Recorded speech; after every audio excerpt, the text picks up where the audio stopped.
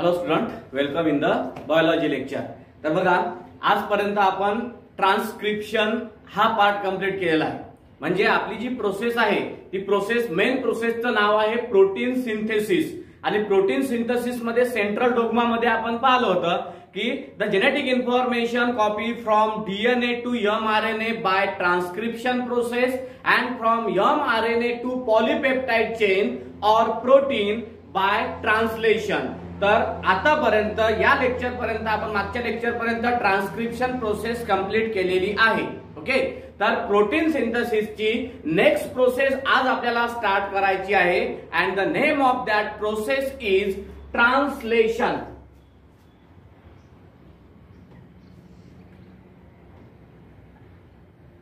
काय स्टार्ट करायचं आपल्याला आज? प्रोटीन सिंथेसिसची जी दुसरी प्रोसेस आहे त्याचं नाव आहे translation. Okay, so first of all what is mean by translation? आपल्याला याच्यामध्ये आपल्याला माहितच आहे कशामध्ये, ट्रान्सक्रिप्शन मध्ये, की हा mRNA असते। ओके, mRNA वरती हे काय असतात? These are all the nucleotides. आता आरएनए म्हटलं म्हणजे त्याच्यामध्ये नायट्रोजन बेसेस किंवा न्यूक्लियोटाइड्स कोणत्या प्रकारचे येतील? ऍडेनाइन, गॉनाइन, युरासिल, सायटोसिन। म्हणजे जो डीएनए मधला थायमिन आहे तो रिप्लेस होते युरासिलने। आणि how the codons are produce? ह्या ज्या 3 नायट्रोजन बेस आहेत त्या 3 नायट्रोजन बेस पासून काय तयार होत असतात? हे कोडॉन तयार होत असतात। आपण जेनेटिक कोड मध्ये पाहिलेलंच आहे की how that codons are produce. Codons are always produce from the 3 nitrogen bases present on the mRNA strand. mRNA strand वरच्या ज्या 3 नायट्रोजन बेसेस आहेत त्या 3 नायट्रोजन बेसेस पासून काय तयार होतात? कोडॉन तयार होतात। मग आता हे तुम्हाला का सांगितलं मी? कारण की आपल्याला डेफिनेशन मध्ये त्या कोडॉनचं काम आहे। कोडॉन कसे तयार होतात, काय होतात, किती प्रकारचे आहेत, त्याच्या डिक्शनरी मध्ये किती कोडॉन आहेत, किती अमायनो ऍसिड स्पेसिफाय करता, हे डिटेल मध्ये आपण ट्रान्सक्रिप्शनच्या प्रोसेस मध्ये पाहिलेलं आहे। नाव आता आपल्याला पाहायचं आहे ट्रान्सलेशन म्हणजे काय। तर ट्रान्सलेशनची फर्स्ट ऑफ ऑल आपल्याला डेफिनेशन पाहायची आहे की what is mean by the translation? The process in which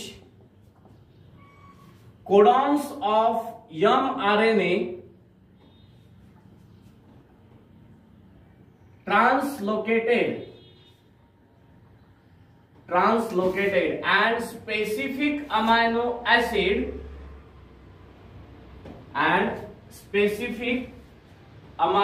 acids joint with each other, एकामेकाला काय होतात? ते जॉइंट होतात, joint with each other to form polypeptide chain.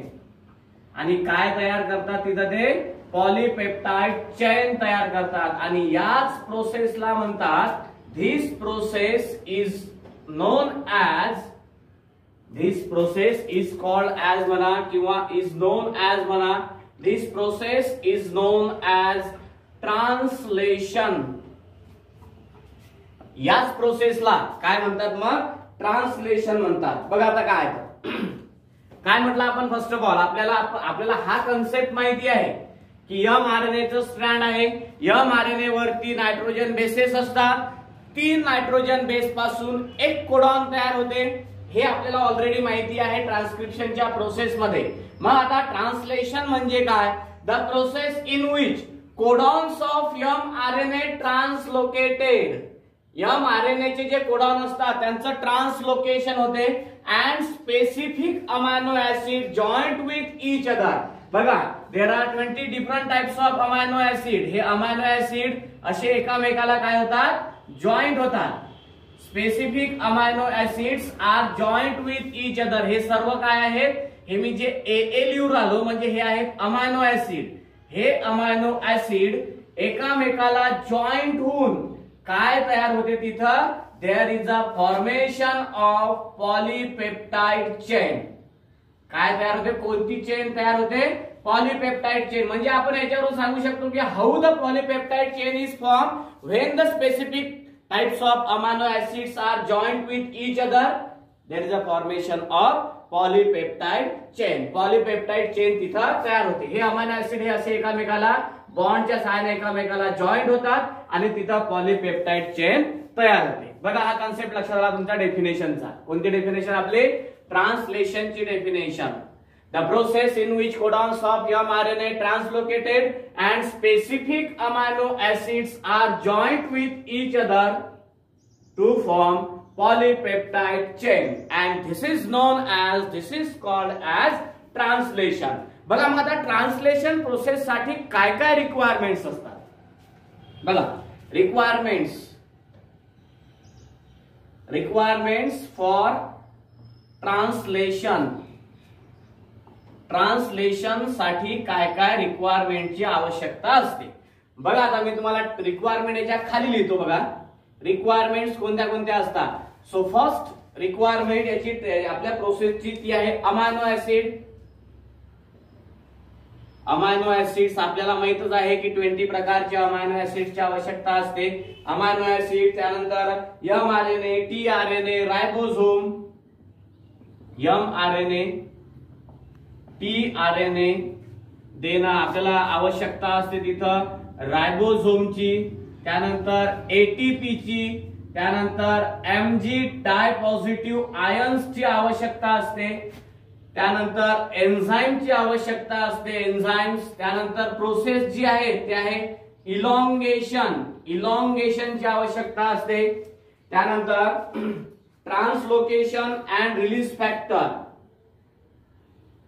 ट्रान्सलोकेशनची आवश्यकता असते आणि रिलीज फॅक्टर याची आवश्यकता असते. Look at the requirements of translation. These are all the requirements for translation. या सर्व ज्या आपण खाली लिहिलेल्या आहेत these are all the requirements for translation. Translation साठी आवश्यक काय आहे किंवा कोणत्या रिक्वायरमेंट्स आहेत त्या रिक्वायरमेंट्स आपण आधी पाहिलेल्या. प्रोसेस पाहायची आहे. प्रोसेस पाहायच्या आधी त्याच्यामध्ये कशा कशाची आपल्याला आवश्यकता आहे तर त्यामध्ये अमायनो ऍसिड आवश्यक आहे, mRNA आवश्यक आहे, tRNA, ribosome, ATP, mg type. बघा यांचं सर्वांचं वेगवेगळं फंक्शन आहे.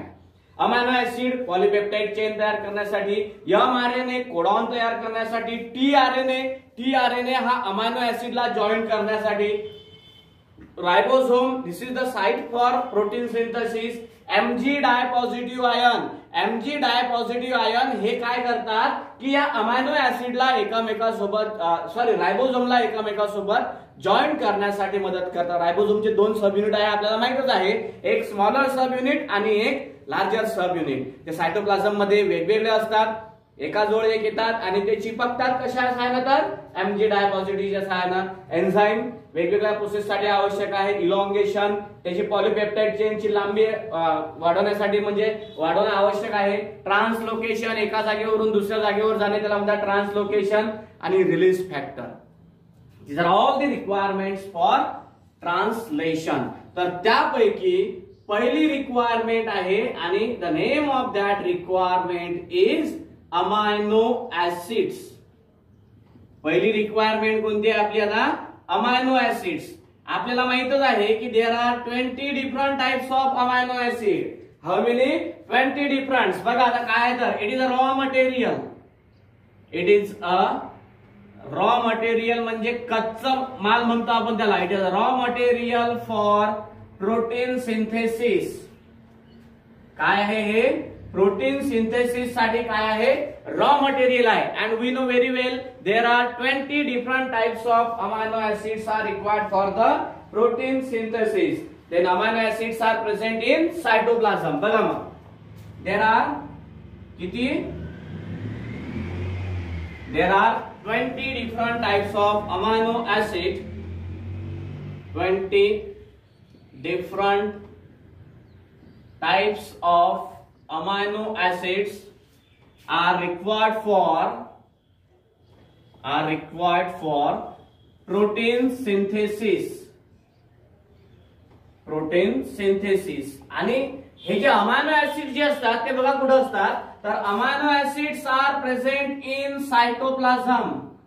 कशामध्ये असतात हे अमायनो ऍसिड? तर या सायटोप्लाझम मध्ये असतात. बघा how many amino acids are required for the process of protein synthesis? There are 20 different types of amino acids are required for the protein synthesis. And these amino acids are present in the cytoplasm. कशामध्ये असतात ते?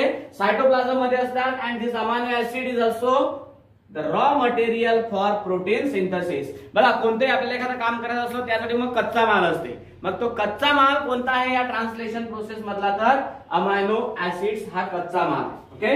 Then दुसरा जे requirement आहे यामधली ती आहे DNA. आणि DNA तर आपल्याला माहितच आहे की this is the controlling unit किंवा इट कंट्रोल्स प्रोटीन सिंथेसिस. काय करते? हा प्रोटीन सिंथेसिसला कंट्रोल करण्याचं काम करते. बघा हे कंट्रोलिंग पॉवर याला कशामुळे येते बघा. मग this control is possible due to transcription of mRNA. This control is possible due to this control. हे जे कंट्रोल आहे हे कशामुळे पॉसिबल आहे? Possible due to transcription of mRNA. कशामुळे पॉसिबल आहे हे? तर हे आहे ट्रान्सक्रिप्शन ऑफ mRNA मुळे पॉसिबल आहे. Transcription of mRNA. मग जे जेनेटिक कोड असतात ते जेनेटिक कोड असतात कसे असतात? Specific to specific amino acid. Genetic codes are specific to specific amino acid. बघा बरोबर आपण रिक्वायरमेंट पाहू राहिलो. पहिली रिक्वायरमेंट पाहिली आपण अमायनो ऍसिड. अमायनो ऍसिड का आवश्यक आहे ट्रान्सलेशन साठी किंवा प्रोटीन सिंथेसिस साठी काय आहे ते? तर amino acid is the raw material for the protein synthesis. There are 20 different types of amino acids play an important role in the protein synthesis and these amino acids are present in the cytoplasm. Then what is the role of DNA? What is the requirement of DNA? DNA control protein synthesis and this control is possible due to the transcription of mRNA. mRNA च्या transcription मुळे हे control possible होते. आणि आपल्याला माहितच आहे की each genetic code is specific for specific amino acids. Then next आहे आपला रिक्वायरमेंट ती म्हणजे आरएनए. आता हा काय आहे RNA? This is the intermediate किंवा it acts as a intermediate molecule between DNA and protein. आपण सेंट्रल डोग्मा मध्ये पहिलं पाहिलं होतं डीएनए, नंतर लास्ट वाला होतं प्रोटीन आणि त्यांच्या मधात जो असते तो असते mRNA किंवा RNA. It means that RNA acts as an intermediate molecule between DNA and protein. In the translation process, RNA acts as an intermediate molecule between DNA and protein. DNA आणि प्रोटीनच्या मधला मॉलिक्यूल जो आहे तो कोणता आहे? RNA. So it acts as an intermediate molecule between DNA and protein. It acts as a intermediate molecule between DNA and protein. डीएनएच्या आणि प्रोटीनच्या मधला हा मॉलिक्यूल आहे त्याला म्हणतो आपण इंटरमिडिएट. इंटरमिडिएट म्हणजे या दोघांच्या मधात असलेला मॉलिक्यूल आहे तो म्हणजे कोणता? आरएनए. बघा पहिली रिक्वायरमेंट अमायनो ऍसिड, दुसरी रिक्वायरमेंट डीएनए, तिसरी रिक्वायरमेंट आरएनए. आता आपल्याला चौथी रिक्वायरमेंट पाहायची आहे की जी सर्वात महत्वाची आहे आणि त्याचं नाव आहे रायबोझोम. बघा रे पोरं, आता हा कन्सेप्ट बघा, हा कन्सेप्ट मोठा आहे. रायबोझोम, मी जेव्हा आपले ऑफलाईन क्लासेस होते तेव्हा तुम्हाला रायबोझोम बद्दल माहिती दिलेली आहे. रायबोझोम, पहिली गोष्ट म्हणजे रायबोझोम हे सायटोप्लाझम मध्ये असते आणि रायबोझोम बनतात कशाने? तर दोन सब युनिटनी बनतात. कोणते कोणते? एक म्हणजे लार्जर सब युनिट आणि दुसरं म्हणजे स्मॉलर सब युनिट. बघा हे लार्जर सब युनिट आणि स्मॉलर सब युनिट सायटोप्लाझम मध्ये असे वेगवेगळे असतात, पण at the time of protein synthesis they joint with each other. ते एकमेकाला जॉईंट होतात आणि रायबोझोमचा मॉलिक्यूल तयार करतात. बघा समजा कन्सिडर ही रूम जी आहे ते सायटोप्लाझम, एक लार्जर सब युनिट वेगळं, स्मॉलर सब युनिट वेगळं. प्रोटीन सिंथेसिसची प्रोसेस आली, मग हे जवळ येतात आणि एकामेकाला जॉईंट होतात. मग त्यांना जॉईंट करण्यासाठी फेविकॉल, फेविस्टिक कोणतं तिथं काही युज केलं जात नाही. मग तिथं जॉईंट करण्यासाठी काय युज केलं जाते तर Mg डायपॉझिटिव्ह आयन यूज केल्या जाते.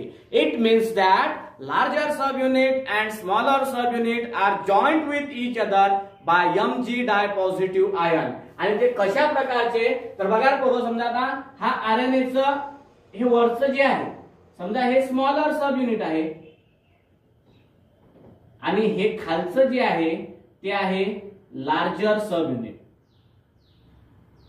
बघा लाईक दॅट. समजा हे कोणतं युनिट, हे कोणतं आहे त्यांचं, हे आहे स्मॉलर. कोणतं सब युनिट आहे हे smaller subunit of ribosome. This is the larger subunit of रायबोसोम.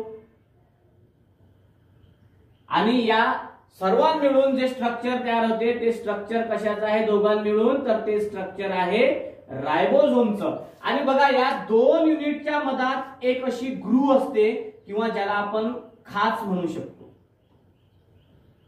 अशा प्रकारची याच्यामध्ये काय असते, खाच असते. बघा मी इथे लेबल देतो, धिस इज द ग्रूव्ह.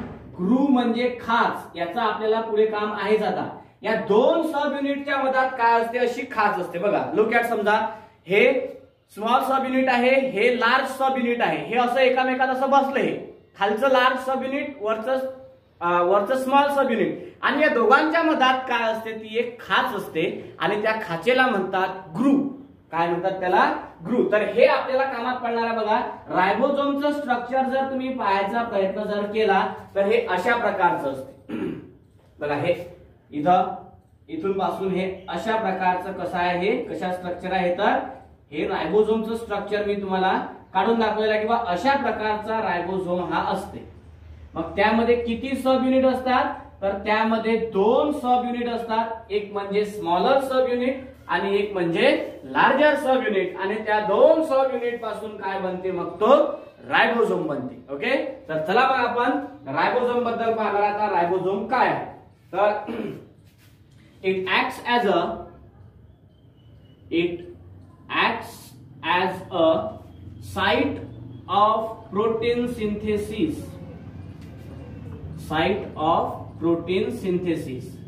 बघा रे, हा जो साइट शब्द आला, साइट शब्दाला मी तुमच्या डोक्यामध्ये क्लिक झालं. Chloroplast is the site of photosynthesis. Mitochondria is the site of respiration. Ribosome is the site of protein synthesis. Ribosome हे प्रोटीन सिंथेसिसची साइट आहे ना. त्यानंतर बघा, it consist of two sub units.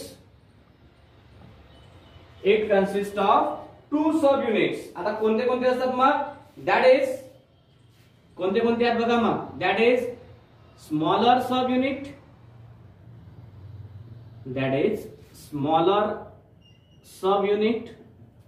and larger sub unit आहेत ना. बघा आपल्या छोट्याशा डायग्राम मध्ये आपल्याला दिसून राहिलं की स्मॉलर सब युनिट आहे आणि लार्जर सब युनिट आहे. बघा काढताना मी ते स्मॉल काढलं, स्मॉलर सब युनिट, आणि हे लार्जर सब युनिट काढताना थोडंसं लार्ज काढलं. दोन प्रकारचे सब युनिट असतात, larger subunit and smaller sub unit. So these sub units occur separately in cytoplasm. बघा हे जे दोन सब युनिट आहे, मी आधी सांगितलं तुम्हाला की these two sub units occurs separately in cytoplasm. Cytoplasm मध्ये काय असतात, ते सेपरेट असतात. पण बघा आता मी हे सांगितलं तुम्हाला की ओनली ड्युरिंग प्रोटीन सिंथेसिस, फक्त ते केव्हा जवळ येतात, ओनली ड्युरिंग प्रोटीन सिंथेसिस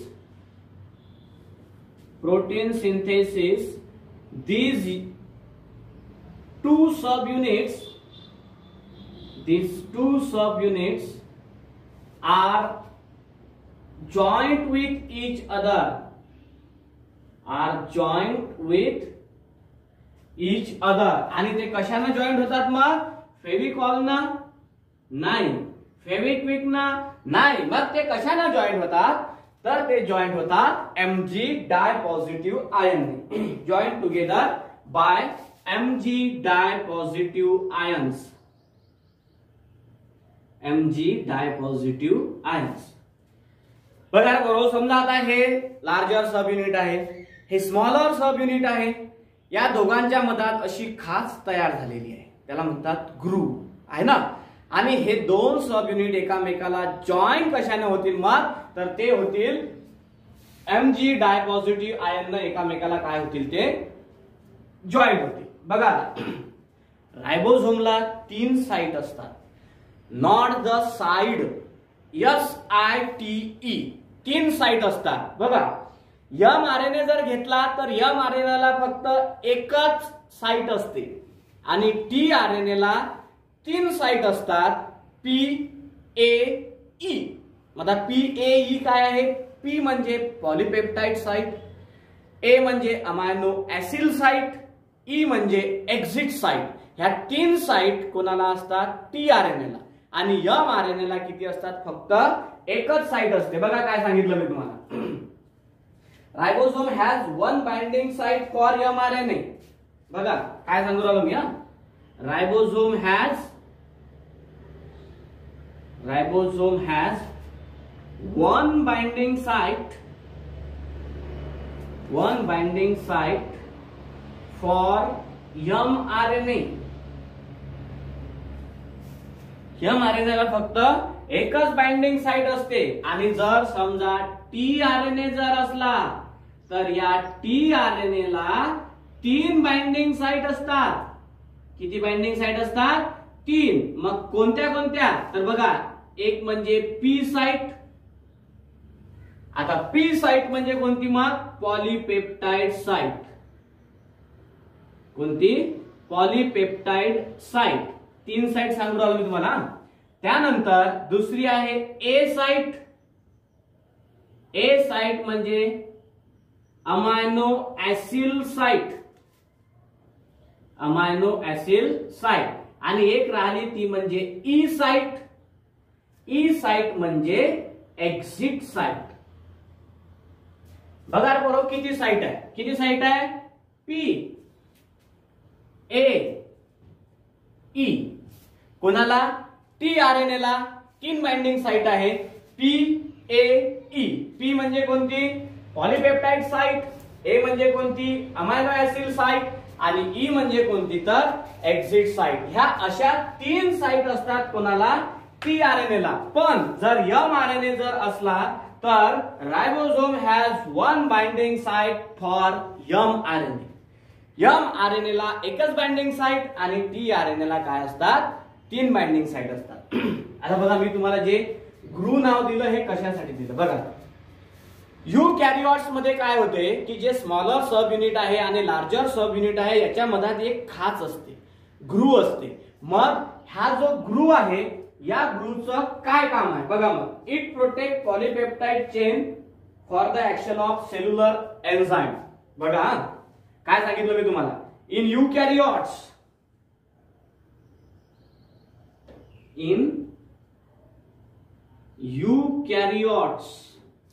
काय असते? Groove is present in between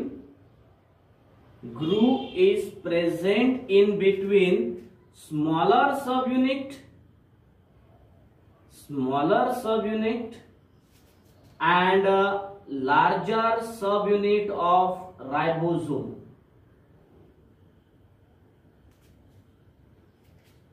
काय असते तिथं?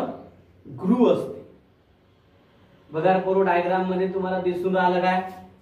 In eukaryotes, the groove is present in between the larger subunit and smaller subunit of ribosome. एक खाच असते. मग हे काय प्रोटेक्ट करते बघा? कोण? तर हे बघा आपण हा शब्द पाहिलेला आहे. कोणता? हा ग्रूव. मी इथं लिहितो की हा काय करते बघा. इट प्रोटेक्ट पॉलीपेप्टाइड चेन, बघा शॉर्टकट मध्ये लिहून आलो, लक्षात घ्या तुम्ही, फुल फॉर्म मध्ये लिहायचं, it protect polypeptide chain from the action of cellular enzymes, from the action of cellular enzyme. बघा मी तुम्हाला एरो करून ग्रूचं फंक्शन सांगू राहिलो. ग्रू काय करते, it protect polypeptide chain from the action of cellular enzyme. It protect mRNA from the action of nucleus. It protect mRNA from the action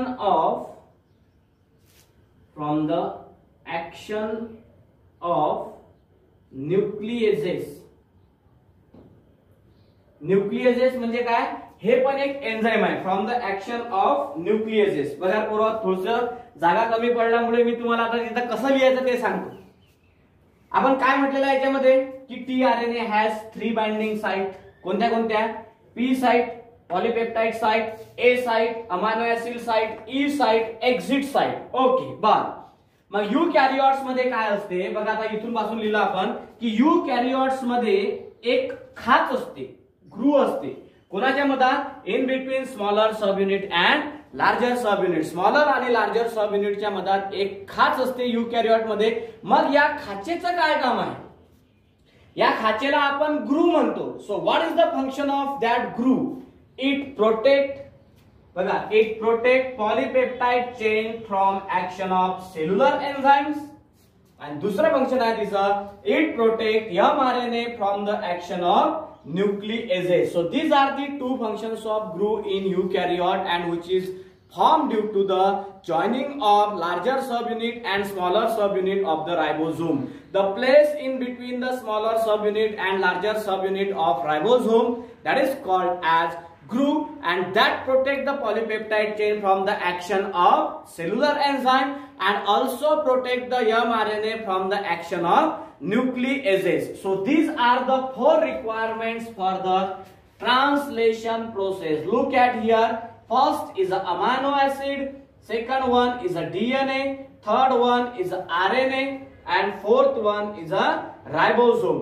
These are the 4 requirements which are required for the process of translation. Okay, तर mechanism मध्ये बघा आता, actually mechanism of translation consist of 3 major steps, initiation, elongation and termination.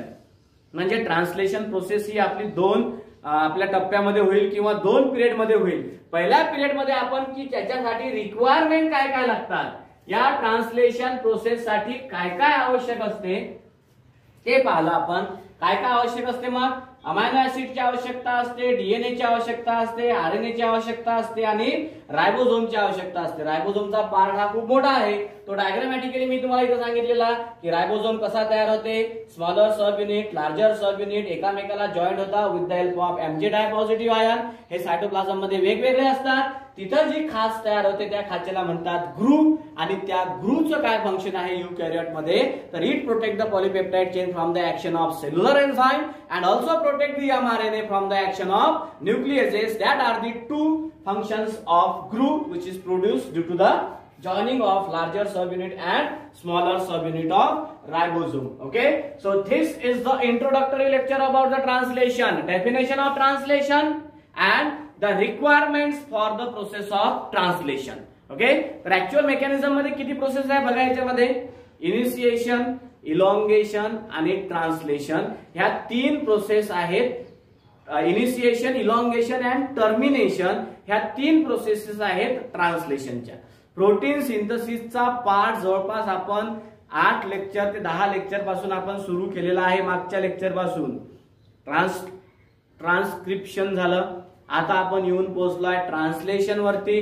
ट्रान्सलेशनची या period मध्ये आपण definition पाहिली किंवा the process in which codons of mRNA translocated and specific amino acid are joined with each other to form polypeptide chain.